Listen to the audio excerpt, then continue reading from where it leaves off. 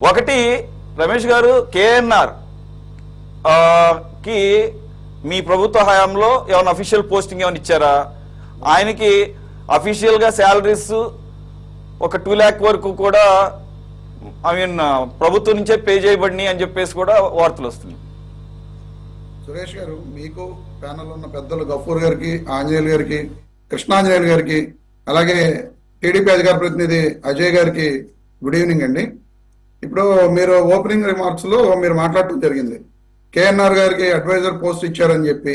KNR గారికి ఎప్పుడు advisor post అనేది జగన్మోహన్ రెడ్డి గారి ప్రభుత్వంలో ఇవ్వలేదు. అది కల్పిత కథ, దుష్ప్రచారం చేస్తున్నారు తప్ప అడ్వైజర్ పోస్ట్ అనేదే లేదు. ఆయన పిఏ టు సీఎం గా పోస్టింగ్ ఇచ్చారు, అంటే సీఎం గారికి పిఏ. ఆ పోస్టింగ్ లో ఆయన పనిచేయడం జరిగింది. అంతేకాకుండా కేఎన్ఆర్ గారు 2011 నుంచి కూడా జగన్మోహన్ రెడ్డి గారికి పర్సనల్ సెక్రటరీగా ఆయన పనిచేస్తున్నారు, పర్సనల్ పిఏగా ఆయనే ఉన్నారు. కేఎన్ఆర్ గారికి ముందు హరి గారు అని చెప్పి ఒకళ్ళు ఉండేవారు, ఆయన స్థానంలో ఆయన వచ్చారు. ఈయన కూడా జర్నలిస్ట్ గానే ఆయన కెరీర్ ని ప్రారంభించి 2003లో వార్తా పత్రికలో ఆయన కెరీర్ ని ప్రారంభించడం జరిగింది. ఆ తర్వాత జర్నలిస్ట్ గా సాక్షిలో ఉండటం, ఈయన యొక్క మంచితనాన్ని, అదే ఆ జర్నలిజాన్ని చూసి చాలా చక్కగా ఇతను వర్క్ చేస్తున్నాడు అని చెప్పి ఆ తర్వాత సాక్షి నుంచి జగన్మోహన్ రెడ్డి గారి పిఏగా తీసుకోవడం జరిగింది. జగన్మోహన్ రెడ్డి గారు అధికారంలో లేకుండా ఉన్న 2014 నుంచి 19 మధ్య కూడా కేఎన్ఆర్ గారే పిఏ. అలాగే అధికారంలోకి వచ్చిన తర్వాత 19 నుంచి 24 మధ్య కూడా కేఎన్ఆర్ గారు పిఏ. ఈ 2 ఏళ్ల నుంచి కూడా ఆయనే పిఏ ఉన్నారు. ఇంకా చాలా మంది పిఏలు ఉన్నారు, కానీ కేఎన్ఆర్ గారు అందులో ఒకళ్ళు. ఆయనే అన్ని విషయాలు, వ్యవహారాలు కూడా, అదే ఆయనే జగన్మోహన్ రెడ్డి గారికి పర్సనల్ అసిస్టెంట్ గా ఉన్నారనేది అందరికీ తెలిసిన విషయమే.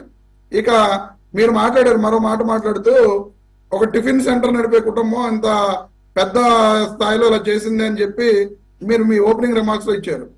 సైకిల్ ని రోసయ్య గారు అసెంబ్లీలో చెప్పారు, సైకిల్ కి ఆయిల్ ఇదైపోతే, సైకిల్ చైన్ ఇదైనప్పుడు ఆయిల్ ఇదైపోతే నా ఛాంబర్ లోకి వచ్చి కడుక్కున్న వ్యక్తి ఈ రోజున ఏబిఎన్ రాధాకృష్ణ 100 కోట్ల రూపాయలు సంపాదించాడని చెప్పి క్లియర్ గా అసెంబ్లీలో రోసయ్య గారు చెప్పారు. మరి ఒక జర్నలిస్ట్ గా చిన్న సైకిల్ మీద తిరిగిన వ్యక్తి ఈ రోజున 100,000 కోట్ల రూపాయలు ఎలా సంపాదించారో ఇప్పుడు అజయ్ గారు చెప్పారు కదా. ఆ కిటికీ ఏంటనేది కేఎన్ఆర్ గారికి చెప్తే జర్నలిస్ట్ అందరూ 100 కోట్ల రూపాయలు అధిపతులు అయిపోతారని చెప్పి, ఈయనకన్నా ముందుగా ఉన్న వ్యక్తి పాపం 40 ఏళ్ల నుంచి ఉన్నట్టున్నారు ఏబిఎన్ రాధాకృష్ణ గారు. ఆయన చేత తెలుగుదేశం పార్టీ వాళ్ళు, ఎందుకంటే వాళ్ళ గెజిట్ పత్రిక కదా అది, ఆయన చేత తెలుగుదేశం పార్టీ వాళ్ళు వాళ్ళ దగ్గర ఉన్న జర్నలిస్టులందరికీ కూడా ఆ ట్రైనింగ్ క్లాసెస్ ఇప్పించి ఎలా సంపాదించాలనేది నేర్పించినట్టుగా చంద్రబాబు నాయుడు గారు, నారా లోకేష్ గారు, ఆంధ్రజ్యోతి రాధాకృష్ణ గారికి ఇన్స్ట్రక్షన్స్ ఇచ్చి అలా ఆ విధంగా 100 కోట్లు సంపాదించితే అందరం కూడా సంతోషిద్దాం అని చెప్పి ముందు అజయ్ గారు ఆ ఆలోచనని ఆంధ్రజ్యోతి రాధాకృష్ణ గారితో మొదలు పెట్టాల్సిందిగా నేను కోరుతున్నాను. అలాగే ఇంకో మాట కూడా చెప్పడం జరిగింది, మీరు సురేష్ గారు 20 కోట్ల రూపాయలు ట్రాన్సాక్షన్స్ జరిగినాయి అని చెప్పి, అందులో డిపాజిట్ 20 కోట్ల రూపాయలు ఉన్నాయని అంటున్నారు. 20 కోట్ల రూపాయలు అందులో ఏమీ లేవండి. 20 కోట్ల రూపాయలు ట్రాన్సాక్షన్స్ జరిగినాయి అంతే తప్ప అందులో 20 కోట్ల రూపాయలు డిపాజిట్లు ఉన్నాయని అనడం అనేది శుద్ధ అబద్ధం.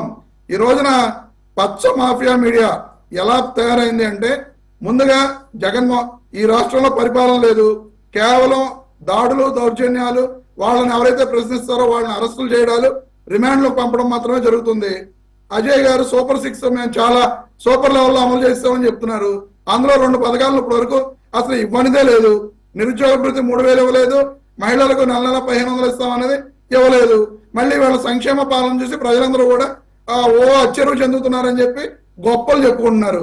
ఈ రోజు రాష్ట్రంలో అసలు ప్రభుత్వం అనేది సరిగ్గా పనిచేయట్లేదు కాబట్టి డిఎస్సి స్కామ్ బయటకు వచ్చింది. 2 రోజుల మీరు డిఎస్సి స్కామ్ బయటకు వచ్చిన తర్వాత కేఎన్ఆర్ గారిని ఎంక్వైరీకి పిలవడం జరిగింది. మీరు చూసుకోండి, డిఎస్సి స్కామ్ లో లోకేష్ గారు ప్రథమ ముద్దాయి అంటూ వార్తలు వచ్చిన నేపథ్యంలో ఈ రోజున కేఎన్ఆర్ గారిని బయటకు తీసుకొచ్చి మద్యం స్కామ్ లో ఆయన మీద అభియోగాలు నమోదు చేసి ఆరోపణలు చేసి ఆ డిఎస్సి స్కామ్ ని పక్కదారి పట్టించి డైవర్షన్ పాలిటిక్స్ నడపడం కోసం ఈ రోజున చంద్రబాబు నాయుడు ప్రభుత్వం జరుపుతున్న కుట్ర ఇది.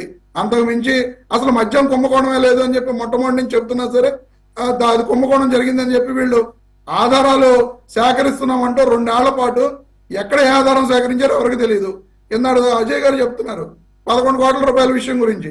ఆ 11 కోట్ల రూపాయలు ఎక్కడ ఉన్నాయని చెప్పి ఆ నెంబర్స్ తోటి మీరు ఆ నెంబర్లన్నీ కూడా నమోదు చేయండి అంటే ఆ రోజు హైకోర్టులో నుంచి పారిపోయి వెళ్ళిపోయిన పోలీసులు ఈ రోజు వరకు కూడా ఆ 11 కోట్ల రూపాయల విషయం అనేది మీకు ఏమైనా తెలిస్తే సురేష్ గారు నాకు చెప్తే నేను కూడా తెలుసుకుంటాను. ఎందుకంటే ప్రభుత్వంలో అసలు ఏం జరుగుతుంది, మీరు పారదర్శకత, చంద్రబాబు నాయుడు గారు చాలా పారదర్శకం, నరేంద్ర మోడీ గారు కాదు అన్నట్టుగా అజయ్ గారు మీరు మాట్లాడిన సందర్భాన్ని ఈ రోజున ట్రాన్స్పరెన్సీ అంటే ఆ 11 కోట్ల రూపాయల యొక్క నెంబర్లు వీళ్ళు చెప్పలేకపోయారు.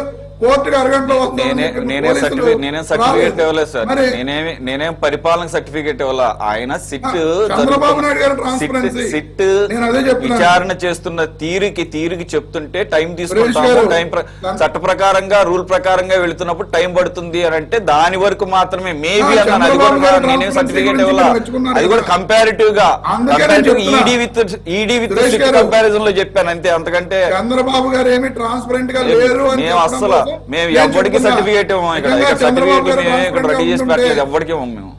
చంద్రబాబు గారు నిజంగా ట్రాన్స్పరెంట్ గా ఉండుంటే 11 కోట్ల రూపాయల లెక్కను ఈ రోజు కూడా చెప్పలేకపోయింది కూటమి ప్రభుత్వం. ఇంకా చంద్రబాబు నాయుడు గారు ట్రాన్స్పరెంట్ గా ఎలాగున్నట్టు? సో ఇవన్నీ కూడా కట్టుకథలు, అభూత కల్పనలు, ఆరోపణలతో వైఎస్ఆర్ కాంగ్రెస్ పార్టీని, జగన్మోహన్ రెడ్డి గారిని బద్నాం చేయాలి, వాళ్ళ వ్యక్తిత్వాన్ని హననం చేయాలనే ఒక ఇదితోటి వెళ్తున్నారు వీళ్ళు ముందుకు. వాళ్ళు ఏం చేసినా సరే ఇవన్నీ జరగవు. కేఎన్ఆర్ గారి గురించి మరి గఫూర్ గారు వాళ్ళు తెలియదు అన్నారు, అజయ్ గారు తెలుసు అన్నారు. కాబట్టి కేఎన్ఆర్ గారు చాలా మంచి వ్యక్తి. నేను 14-15 ఏళ్ళకి, ఎందుకంటే ఖచ్చితంగా జగన్మోహన్ రెడ్డి గారు అపాయింట్మెంట్స్ అవన్నీ కూడా ఆయనే చూస్తారు. ఎప్పుడు అపాయింట్మెంట్ కావాలన్నా నేను కూడా కేఎన్ఆర్ గారికి ఫోన్ చేస్తాను. ఎప్పుడూ కూడా మాలాంటి వాళ్ళని కూడా ఎవరైనా సరే కాల్ చేసినా సరే కేఎన్ఆర్ గారు ఫోన్ లిఫ్ట్ చేసి సమాధానం చెప్తారు. ఇవాళ అపాయింట్మెంట్ కుదరదమ్మా, రేపు ఇస్తాను, ఎల్లుండి ఇస్తాను అని చాలా మంచిగా మాట్లాడే వ్యక్తి. ఎక్కడా కూడా అహంభావం అనేది కానీ, నేను ఒక ముఖ్యమంత్రికి పిఏగా పనిచేశాను లేదా ఒక ముఖ్యమంత్రికి పిఏగా ఉన్నాను అని ఎప్పుడూ కూడా అహంభావం, అటువంటి పరిస్థితులు ఆయన దగ్గర నేను కనుచూపు మేరలో కూడా చూడలేదు. చాలా మంచి వ్యక్తి కేఎన్ఆర్. ఆయన చాలా నీతి నిజాయితీ పరంగా ఎందుకంటే 5 ఏళ్లలో మేము కూడా ప్రభుత్వంలో ఉన్నాం కాబట్టి చాలా సార్లు కేఎన్ఆర్ గారితో మాట్లాడటం జరిగింది. జగన్మోహన్ రెడ్డి గారిని కలవడానికి ఎప్పుడన్నా వెళ్ళినా కూడా ఆయనతో వెళ్ళవలసి అపాయింట్మెంట్లు ఇచ్చేది ఆయనే. కాబట్టి ఎక్కడా కూడా నేను జగన్మోహన్ రెడ్డి గారు ముఖ్యమంత్రిగా ఉండగా కేఎన్ఆర్ గారు తప్పు చేశారు. ఎందుకంటే చాలా మంది ఈ రోజు మంత్రుల పిఏలు కానీ లేకపోతే ముఖ్యమంత్రుల పిఏలు, గతంలో చంద్రబాబు నాయుడు గారి పిఏ పెండ్యాల శ్రీనివాస్ మీద ఈడీ 2,000 కోట్ల రూపాయలు ఆయన దగ్గర దొరికినాయని చెప్పి ఈడీ స్వయంగా చెప్పడం జరిగింది. కానీ అదే చంద్రబాబు నాయుడు గారు ఆ పిఏని అమెరికా పంపించేసి ఆ రోజున విచారణ ఎదుర్కోకుండా 2-3 సంవత్సరాల తర్వాత ఆ పిఏ మళ్ళీ కూటమి ప్రభుత్వం అధికారంలోకి వచ్చిన తర్వాత ఆ పిఏ పెండ్యాల శ్రీనివాస్ వస్తే ఆ పిఏని మళ్ళీ గతంలో వేసిన ఛార్జెస్ అన్ని కూడా రద్దు చేసి ఎటువంటి తప్పు లేదెత్తుందని చెప్పి అతన్ని మళ్ళీ ఉద్యోగంలోకి తీసుకున్న పరిస్థితి. ఇది చంద్రబాబు నాయుడు గారి ట్రాన్స్పరెన్సీ. పెండ్యాల శ్రీనివాస్ విచారణ ఎందుకు ఎదుర్కోలే? ఆ రోజున చెప్పిన ఈడీ విదేశాలకు పారిపోతే చూస్తూ కూర్చో కాదు, విదేశాలకు పారిపోతే తీసుకొచ్చే మెకానిజం లేదా? ఉందిగా. చాలా ట్రై చేశారు, చాలా ట్రై చేశారు. ఎవరు చేయాల్సింది? ఈడీ. అక్కడ ఆ రోజున ఎంక్వైరీ చేసింది ఈడీ, రాష్ట్ర ప్రభుత్వం కాదు. ఆ ఈడీ అనేది ఎక్కడా కూడా ఆ రోజున పెండ్యాల శ్రీనివాస్ విషయంలో పట్టించుకున్న దాఖలాలు అతను వెళ్ళిపోయింది. ఈడీ కూడా తెప్పించలేకపోయిందా? ఈడీకి ఇంకా పవర్ఫుల్. మీరు కావాలంటే చెక్ చేసుకోవచ్చు సురేష్ గారు. పెండ్యాల శ్రీనివాస్ అనే వ్యక్తి ఆ రోజు ఈడీ రైట్స్ జరిగిన తర్వాత అతను అమెరికా వెళ్ళిపోయాడు. మళ్ళీ చంద్రబాబు నాయుడు గారు ముఖ్యమంత్రి ప్రమాణ స్వీకారం జరిగిన 1 వారం రోజులకి అతను ఇక్కడ రావడం జరిగింది.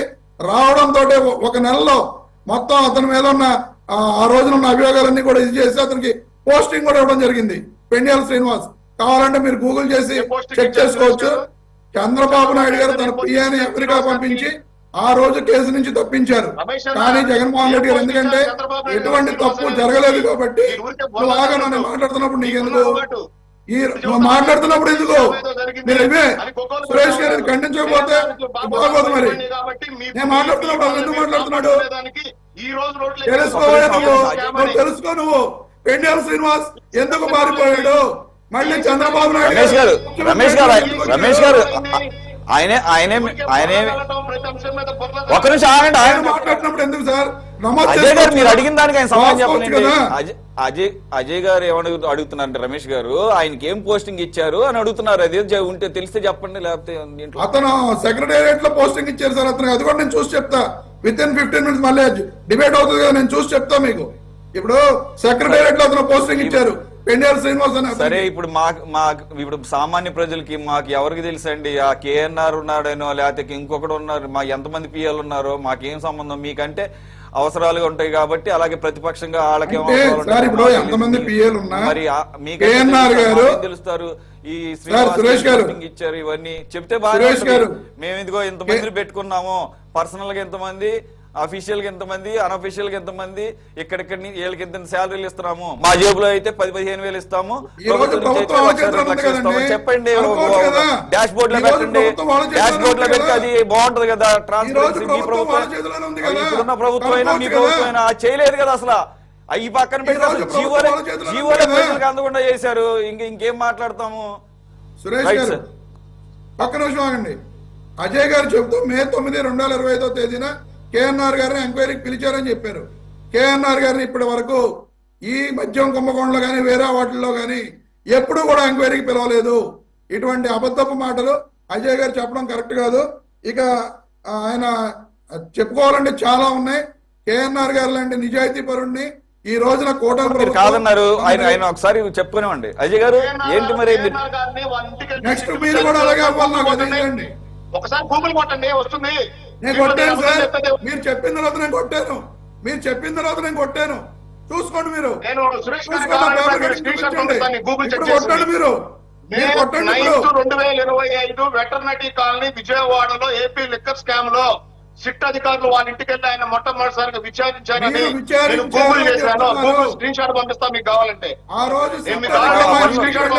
ఓకే ఓకే, ఆ పనిలో ఉండండి. ఇంకా ఎందుకు ఎలాగో ఉంటే వస్తుంది, లేదంటే లేదు. అదేదో పంపించండి మీరు ఈ లోపల. కృష్ణానీల్ గారు. ఏనండి మెంబర్స్ అందరికి నమస్కారం.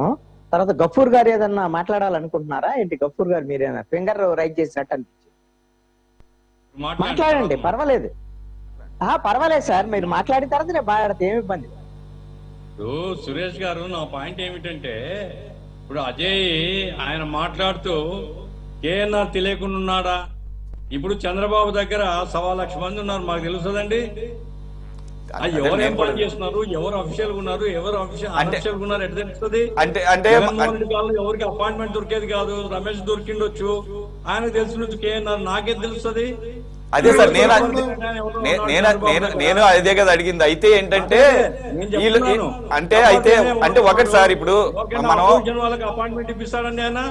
అవును, తెలుగుదేశం వాళ్ళకి ఇప్పిస్తాడు. కాబట్టి ఏదో మీరంతా చాలా గొప్పగా అని చరిత్ర చెప్పుకుంటున్నారు. నేను ఇంకోటి అడుగుతున్నాను. నేను ఇప్పుడు 2025లో మీరు ఎంక్వైరీ చేసినారు, 26లో ఉన్న మధ్యలో ఏమి ఇన్నాళ్ళు సిట్ గడ్డి పీకిందా? ఎందుకు తేల్చలేకపోయింది? అంటే సిట్కి ఎంత కాలం కావాలా? ఇవన్నీ ఎందుకండి? ఏ ముఖం పెట్టుకొని చెప్తారు బయట? మీరు వేల కోట్ల రూపాయలు బయటికి తీయాలి కదా. మీరు ఎంక్వైరీ చేశారు, ఈడీ ఏం చేసింది? విదేశాలకు పోయింది అన్నారు. విదేశాల నుంచి ఏమైనా తెప్పించారా? ఎక్కడైనా పోయి పట్టుకున్నారా? ఏమీ చేయకుండా రోజు పత్రికలు ఉన్నాయి కదా అని పెద్ద అక్షరాలతో కొట్టుకుంటుంటే భూమిరాంగ్ అవుతుంది. అది అర్థం కావడం లే వాళ్ళకి. ఇప్పుడు ఆ కప్ప అతను శ్రీనివాసరావుది నాకు గుర్తుంది. శ్రీనివాసరావు అమెరికాకు పోయిన సంగతి పత్రికల్లో వచ్చింది. మరి దానికేం సమాధానం చెప్తారు? ఇవన్నీ ఇట్లా తవ్వుకుంటూ పోతే మంగళదీప అవుతుంది. మంగళదీప అంటే మళ్ళా వాళ్ళు బాధపడవచ్చు, వెంట్రుకల పుట్టు అవుతుంది. కాబట్టి మీరు ఫెయిర్ గా వ్యవహరిస్తే ఏం అభ్యంతరం లేదు. కేఎన్ఆర్ మీద ఏ చర్య తీసుకున్నా ఎవరికేం బాధండి. కానీ పబ్లిసిటీ కోసమే చేసుకుంటూ పోతే మీకు బూమరాంగ్ అవుతుంది అని చెప్తున్నాను. సురేష్ గారు రమేష్ గారు క్విక్ గా సార్, ఇప్పుడు మీరు కూడా ఇందరు మాట్లాడుతూ చెవిరెడ్డి భాస్కర్ రెడ్డి గారిని ఎంక్వైరీ చేశారు, విజయసాయి రెడ్డి గారిని చేశారు, వాసుదేవ్ రెడ్డి గారిని చేశారని చెప్పారు సార్. టీడీపీ ఎంపీ కేసినేని చిన్ని గారి భార్యకి కూడా ఈడీ నోటీసులు వచ్చినాయి. ఆవిడని కూడా ఎంక్వైరీ చేయబోతున్నాం. మరి చేశారు లేదు నాకు కరెక్ట్ ఇన్ఫర్మేషన్ తెలియదు. ఆవిడకి కూడా ఈడీ నోటీసులు వచ్చినాయి ఇదే మద్యం స్కామ్ లో. టీడీపీ ఎంపీ, విజయవాడ ఎంపీగా ఉన్నారు ఆయన. ఆ విషయం గురించి మాత్రం ఎవరో చెప్పరు, ఎవరో మాట్లాడరు. సార్ ఆవిడ్ని కూడా చేశారు. మీరే అన్నారు కదా చేశారో లేదో తెలియదని. అలాగే మాకు చేసినట్టుగా ఎక్కడా లేదు. కానీ వీళ్ళ ముగ్గురిని విచారం చేసిన సంగతి ఉంది కాబట్టి చెప్పాను. రేపు వస్తే ఆవిడ అది కూడా చెప్తాము. మీరే అన్నారు కదా ఆవిడ విచారణ నోటీసులు వచ్చిన మాట వాస్తవం. లిక్కర్ కేసులో వచ్చిందా లేదో కూడా క్లారిటీ లేదు. ఉంటే వాళ్ళ పేరు కూడా చెప్తారు. ఇప్పుడు లిక్కర్ కేసులో నోటీసులు ఇచ్చినట్టుగా అక్కడ క్లారిటీ లేదు. అలాగే మీరే అన్నారు విచారణ చేశారో లేదో తెలియదని. ఒక నిమిషం ఇక్కడ ఏంటంటే కేఎన్ఆర్ గారి పేరు మొదటిసారి వింటున్నాం అని ఎట్లయితే మాట్లాడుకున్నామో, వాసుదేవరెడ్డి కొత్తగా వినపడిన ఇదేంటి పేరు కాదు. చెవిరెడ్డి భాస్కర్ రెడ్డి అయితే ఏకంగా కొన్ని నెలల పాటు జైల్లో ఉండి బయటకు వచ్చాడు. వాళ్ళ అబ్బాయి పేర్లు ముందు నుంచి వినపడుతుంది. భార్యల పేరు మీద ఎవరు అందరూ పెడుతున్నారు. కాబట్టి విచారించారంటే మనకు గుర్తుండదు, వాళ్ళంతా ఉన్నవాళ్లే. అలాగే అలాగే గనులకు సంబంధించింది కూడా వస్తుంది. ఇప్పుడు చేసి జరిగిందని చెప్తే కూడా మీరు జరిగితే చెప్తాం ఖచ్చితంగా. ఖచ్చితంగా జరుగుతా రోజు మీరు డిబేట్ పెడతారు కానీ ఖచ్చితంగా నేను వచ్చి మాట్లాడతా. ఖచ్చితంగా సురేష్ గారు సరే కృష్ణాంజలి గారు మాట్లాడినవరా మీరు? ఏంటి చెప్పండి, త్వరగా చెప్పండి. ఏదైనా ఉంటే పాయింట్ త్వరగా చెప్పండి. కేశినేని చిన్ని గారి భార్యకి ఈడీ నోటీసులు రావడం నిజం. రాజు కసిరెడ్డితో కలిసి వాళ్ళతో కలిసి ఒక ప్రైవేట్ వెంచర్ అంటే రియల్ ఎస్టేట్ వెంచర్ దాంట్లో షేర్ ఉంది వీళ్ళకి. 2 కంపెనీలు కొలాబరేట్ అయ్యి రియల్ ఎస్టేట్ వెంచర్ ఒకటి వేసినాయి. అది బయటకు వచ్చింది. ఆ విషయంలో నోటీసులు ఇచ్చారు. అది నిజం, పబ్లిక్ గానే ఉంది. దాన్ని వీళ్ళు కొత్తగా బయటపడాల్సిన అవసరం లేదు. రెండోది సురేష్ గారు ఇందాక కేఎన్ఆర్ గారిని 2025లో ఎంక్వైరీ జరగలేదని చెప్పారు. నేను ఒకసారి ఇప్పుడు మీ మల్లికార్జున గారు పంపించడం జరిగింది. మీ ఎంపీ చేస్తే రియల్ ఎస్టేట్ వెంచర్